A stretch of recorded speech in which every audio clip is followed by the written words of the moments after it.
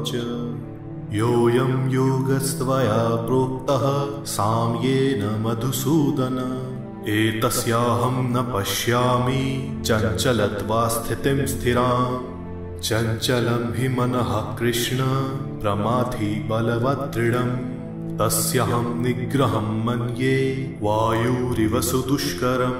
अर्जुन कहता है, हे मधुसूदन, समचित्तता के योग की जो प्रणाली आपने संक्षिप्त में कही है, मन की चंचलता के कारण मैं इस योग की स्थिर निरंतरता नहीं देखता हूं, क्योंकि हे कृष्ण, मन वास्तव में बेचैन, अशांत, हठी एवं प्रबल है। मन को वश में करना मैं वायु को वश में करने के समान जटिल मानता हूं। अर्जुन यहाँ पर मन के चंचल स्वभाव को वर्णित करते हुए श्री कृष्ण से कहता है कि हमारा मन बड़ा ही चंचल, तेज और अस्थिर है। इसलिए मुझे आपके द्वारा बताए गए योग की व्यवहारिक सार्थकता नहीं समझ आती, क्योंकि मन को काबू में करना आकाश में बहती हवा को काबू करने जितना कठिन है। श्री भगवान उवाच असंशयं महाबाहो मनो दुर्निग्रहं चलम् अभ्यासेन तु कौन्तेय वैराग्येण च गृहीते असंयतात्मना योगो दुष्प्राप इति मे मतिः वश्यात्मना तु यतता शक्यो वाप्तुमुपायतः। भगवान श्री कृष्ण कहते हैं, हे महाबाहो, निसंदेह मन चंचल और कठिनाई से वश में आने वाला है, किंतु हे कौन्तेय, अभ्यास और वैराग्य के द्वारा इसका निग्रह किया जा सकता है। जिसका मन वश में नहीं है, उसके द्वारा योग को प्राप्त करना कठिन है, परंतु आत्म संयमी एवं प्रयत्नशील व्यक्ति इसे उचित साधनों से प्राप्त कर सकता है। श्री कृष्ण यहाँ पर अर्जुन को उत्तर देते हुए कहते हैं कि जो व्यक्ति मन को आत्म में स्थापित कर संसार के भोगों का राग मिटाकर उपाय पूर्वक अभ्यास करता है, ऐसा योगी आत्मबोध को प्राप्त करता है। अर्जुन उवाच अयति श्रद्धयोपेतो योगाचलितमानसः अप्राप्यं योग संसिद्धिं काम गतिं कृष्ण गच्छति कच्चिन्नो भयविभ्रष्टश्चिन्न ब्रविव नश्यति अप्रतिष्ठो महाबाहो विमूढो ब्रह्मणः पथिः एतन्मे संशयं कृष्ण छेत्तुमर्हस्य शेषतः त्वदन्यः संशयस्यास्य छेता नाह्युपपद्यते। अर्जुन कहता है, हे कृष्ण, ऐसा व्यक्ति किस लक्ष्य को प्राप्त होता है जो श्रद्धा रखते हुए भी भौतिकवाद में उलझकर स्वयं को वश में ना कर पाने के कारण योग से भटक जाता है। हे महाबाहो, परमात्म प्राप्ति एवं संसार के आश्रय दोनों से रहित वह व्यक्ति क्या एक बादल की तरह नष्ट तो नहीं हो जाता? मेरा यह संदेह आप दूर करें, क्योंकि आपके अतिरिक्त इसे और कोई दूर नहीं कर सकता।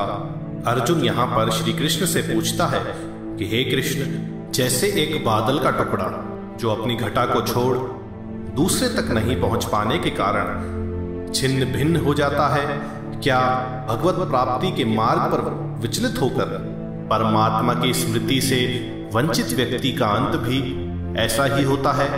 श्री भगवान उवाच पार्थ नैवेह नामूत्र विनाशस्तस्य विद्धये नहि कल्याणकृत् कश्चित् दुर्गतिं तात गच्छति प्राप्य पुण्ये कृतां लोकानुषित्वा शाश्वतिः समः शुचीनां श्रीमतां गेहे योगभ्रष्टोऽभिजायते।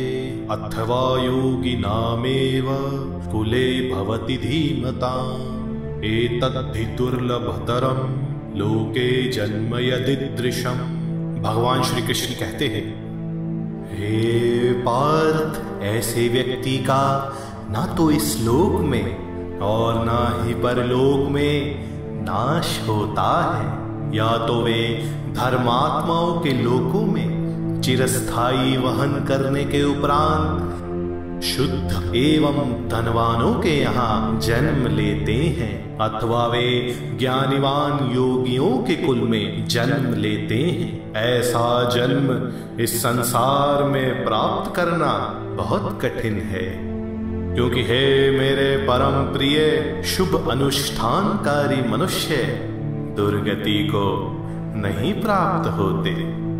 भगवान श्री कृष्ण यहाँ अर्जुन के संशय का निवारण करते हुए बताते हैं कि अपने हित में परमात्मा प्राप्ति की ओर चलते मनुष्य शास्त्र विहित जीवन जीने वाले पुण्य लोक को प्राप्त करते हैं। वहां बहुत वर्ष रहने के बाद वे या तो शुद्ध एवं समृद्ध लोगों के यहाँ या फिर वे बुद्धिमान महापुरुषों के यहाँ जन्म लेते हैं, जो कि बहुत ही दुर्लभ है। अंतकाल में जो व्यक्ति परमात्मा के स्मरण से वंचित रहता है, ऐसे व्यक्ति का ना तो इस जन्म में पतन होता है और ना ही मृत्यु के उपरांत पतन होता है। तत्र तम बुद्धि संयोगम लभते पौर्वदेहिकम यतते च ततो भूयः संसिद्धो कुरु नंदन पूर्वाभासेन तैनेव ह्रियते हे वशोऽपि सः जिज्ञासुरपि योगस्य शब्द ब्रह्मति वर्तते प्रयत्नाद्यतमानस्तु योगी संशुद्ध किल्बिषः अनेक जन्म संसिद्धस्ततो यति परां गतिम्। हे गुरुनंदन, वहां वह अपने पूर्व देह में प्राप्त साधन संपत्ति के संपर्क में आता है एवं सिद्धि के लिए पहले से अधिक प्रयास करता है। अपने पूर्व जन्म की दिव्य चेतना के गुण से वे मोक्ष पथ की तरफ आगे बढ़ते हैं। ऐसा जिज्ञासु कर्म कांड सिद्धांत से ऊपर रहता है, किंतु ऐसा योगी अनेक जन्मों के पश्चात संपूर्ण पाप से मुक्त होकर परम गति प्राप्त करते हैं। श्री कृष्ण यहाँ पर बताते हैं कि ऐसा योगी पूर्व जन्म की सिद्धि के साथ जन्म लेता है। वह समता युक्त योगी परम सत्य की ओर प्राकृतिक रूप से आकर्षित रहता है। अनेक जन्मों के बाद अपने पापों से शुद्ध होकर योगी उच्चतम लक्ष्य अर्थात परम गति को प्राप्त करता है। तपस्विभ्योऽधिको योगी ज्ञानिभ्योऽपि मतोऽधिकः कर्मिभ्यश्चाधिको योगी तस्माद् योगी भवार्जुन। योगिनामपि सर्वेषां मद्गतेनान्तरात्मनः श्रद्धावान् भजते यो मां समे युक्ततमो मतः। योगी को तपस्वियों से, ज्ञानियों से एवं कर्मशील पुरुषों से भी श्रेष्ठ माना गया है। इसीलिए हे अर्जुन, तुम योगी बनो।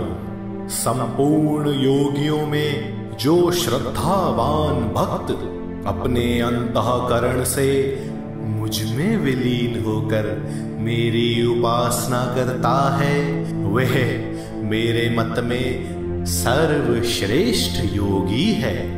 भगवान श्री कृष्ण यहाँ पर योगी की श्रेष्ठता बताते हुए कहते हैं कि तपस्वी, ज्ञान योगी, कर्मकांडी, सकाम कर्मी, इन सभी से भक्ति योग के द्वारा परमात्मा में विलीन होकर श्री कृष्ण को भजने वाला योगी सर्वश्रेष्ठ है। इस प्रकार दिव्य श्रीमद् भगवद गीता के 6ठे अध्याय ध्यान योग की समाप्ति होती है। इस अध्याय में हमने जाना कि मनुष्य के उच्चतम विकास एवं ईश्वर की चेतना करने का एकमात्र साधन ध्यान है। आने वाले अध्यायों में हम जानेंगे कि कैसे भगवान श्री कृष्ण अज्ञान के अंधकार से हमें भगवत प्राप्ति रूप उजाले की ओर लेके चलते हैं।